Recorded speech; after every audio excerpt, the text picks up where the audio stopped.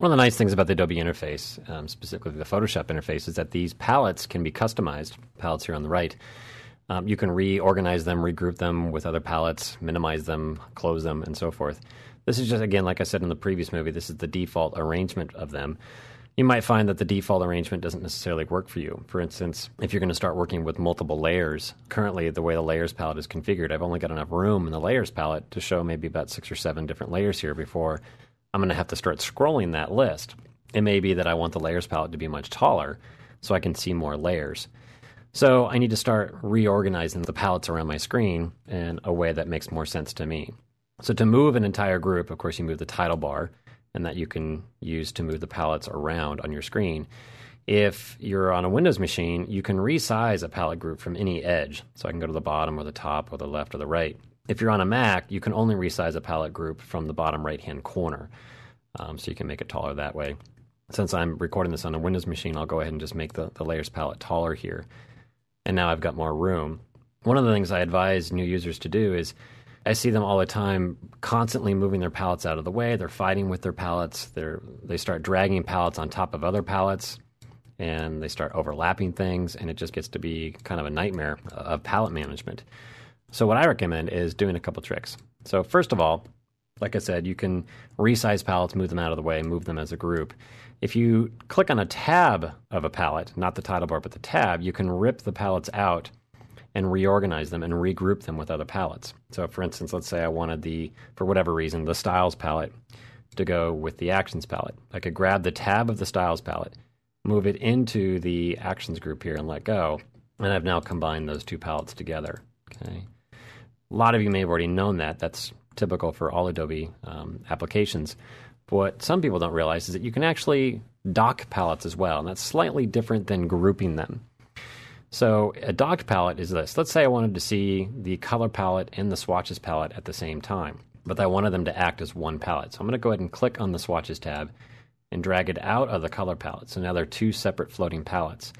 If I click on the swatches palette again, the tab, and start dragging it to the bottom of the color palette, and then just beyond, so when I first move it to the bottom, it wants to snap and align itself to the color palette. If I keep dragging slightly into the color palette, just towards the bottom, you'll see a black rectangle there. And then when I let go, I've now combined these two palettes into a single palette. They're now docked.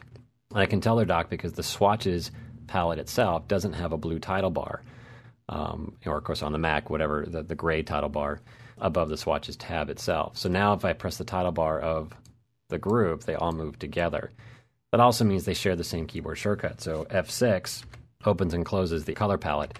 Since swatch is now attached to that or docked to it, they act as a unit. So I'm going to give you a clue as to how I like to set up my workspace. I'm going to go ahead and rip out the Navigator palette, take that out of the screen here, out of that group. I'm going to click on the histogram palette, and then I'm going to dock the layers to the bottom of histogram. And we'll cover what a histogram is later on. Once I've got layers docked to histogram, I'll then drag the channels palette and regroup it with layers. And if I want, I can put paths in there as well. Unfortunately, I can't dock an entire group to the bottom of another palette. I have to do this one at a time and then regroup the palettes I want to put together. But then I'll take the History tab and I'll dock that to the bottom of the Layers palette. Let's bring Layers back to the front. And then I'll throw Actions into the History group. And what I've done here is I've created one palette, what I call one Uber palette, that I can go back and forth and customize a lot easier. One of the pitfalls about these floating palettes is that when you resize one of them, like let's say I resize the Navigator palette and make it taller, you see that I'm covering up the palette that's above it. The Styles palette doesn't get smaller as I drag the Navigator palette up, and it doesn't move itself out of the way. But now that these palettes over here are docked, I can actually make the History palette taller temporarily if I need it to, and the Layers palette just gets shorter as I do that. And that's happened because I've docked these two palettes together. So this is how I typically set up my screen, is I've got histogram and info at the top grouped, layers docked underneath it with channels and paths added back to it, and then history and actions docked underneath. And this is my primary palette setup. Then I can just decide where I want the rest of the palettes that I don't really care about the majority of the time. So I'll put styles in with Navigator, just move it at the top. I'll rip out swatches again and regroup that with color. Let's try that again. You got to drag the tab inside the other group. And I'll just align these palettes like so. And since I'm not going to use them very often, I'm just going to go ahead and close them and leave these palettes open the majority of the time. Great. So this is a much more useful, I think, way to manage my palettes. I've taken advantage of a much taller layers palette.